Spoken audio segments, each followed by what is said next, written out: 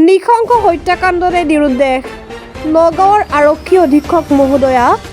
আপোনাৰ প্ৰশাসন কিয় নিমাত প্ৰায় 24 ঘণ্টা উকলি গ'ল কিন্তু কিয় নিমাত আপোনাৰ অধীনত থকা আৰক্ষী বাহিনী এয়া হত্যাকাণ্ড নে নিৰুদ্দেশ আৰক্ষীয়ে আচল ৰহস্য গাপ দিবলৈ অব্যাহত নে আচল ৰহস্য ফাদিল কৰাত অব্যাহত চেষ্টা চলাই আছে এয়া প্ৰশাসনলৈ নিৰুদ্দেশিত ব্যক্তিৰ পৰিয়ালৰ লোকৰ প্ৰশ্ন এতিয়া মূল কাহিনীলৈ যোৱা ইংৰাজীৰ 23 ফেব্ৰুৱাৰী তাৰিখে জুৰিয়া আৰক্ষীয়ে গোপন তথ্যৰ ফেট খেলি জুৰিয়াৰ মেলেকাধিঙত যোৱা ঘাটি ধৰিবলৈ গৈছিল আৰু 4জনক আটক কৰিবলৈ সক্ষম হয় আটকাধীন যুৱককেইজন ক্ৰমে আব্দুৰ ৰহমান পিতা মহম্মদ আলী বয়স 40 বছৰ ঘৰ বালিকটীয়াত শফিকুল ইছলাম বয়স 43 বছৰ পিতা উম্মেদ আলী ঘৰ দক্ষিণ কলাডুবা শামছুল হক বয়স 45 পিতা জুমাৰ আলী ঘৰ মুকুন্দ আতি মহম্মদ জামাল উদ্দিন পিতা তাহিৰ উদ্দিন ঘৰ 2 নম্বৰ কলাডুবা বাকী 3গৰাকী পলায়ন কৰিছিল তাৰ ভিতৰত এগৰাকী জুৱাৰীৰ নাম আমিনুল হক উৰফে লুড্ডু চাহৰ দোকানী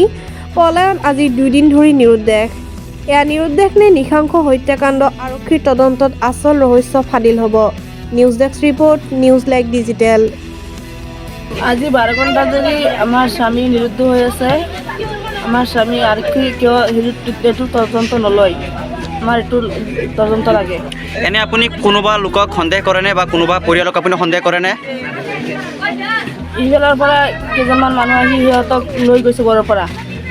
সেইকেইটা মানুহক ধৰক খেলা হৈছিল যোৱা খেলা হোৱাত আমাৰ বাগিনজনো গৈছিল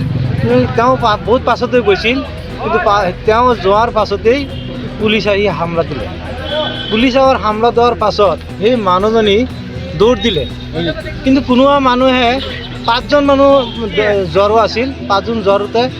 5জনৰ ভিতৰত তেওঁ আৰু এজন 6জন মানুহ আছিল 6জন থাকোঁতে 5জন পলাই গ'লে আৰু এজন মানুহে বেলেগ মানুহে পুলিচ নহয় বেলেগ মানুহে কোবাই দিলে তাৰ এইটো ছাইডত কোবাই দিলে কোবাই দিয়াৰ পাছতেই বেলেগ মানুহ ধৰি দিলে কিন্তু আমি এতিয়া আৰক্ষীৰ তাত চকীত জনাইছোঁ জনাওঁতে তদন্ত কৰিলে তদন্ত কৰি এতিয়া একো তেওঁতো গুচি গ'ল এতিয়া মানে আমি আকৌ বৃহৎ ব্যৱস্থা কৰিবৰ কাৰণে কাইণ্ডলি আমি যে এইটো অনুসন্ধান মানুহজন নাই গোটেই দিন ৰাতি গুচি গ'ল এতিয়ালৈকে মানুহজন পোৱা নাই গতিকে আমি কাইণ্ডলি সেই মানুহজন অতি সোনকালে আৰক্ষীৰ অনুৰোধ জনাইছোঁ যে মানুহজন আমাৰ অতি সোনকালে উদ্ধাৰ কৰি দিয়ে পুলিচে যেতিয়া জ্বৰবিলাক দৌৰাই এটা ঘৰত অলপ ওচৰতে ঘৰত উঠিছে জ্বৰকেইটাক মানে এটা মানুহক ঘাইল কৰিছে ডেগাৰে পোক দিছে আৰু এটা মানুহ নিখোজে আছে আজি 2 দিন ধৰি এতিয়া আমি পুলিচক অনুৰোধ জনাওঁ যে এইটো তদন্ত কৰি মানুহটো ক'ত আছে বা মানুহটো মাৰি পেলাইছে না ক'ত আছে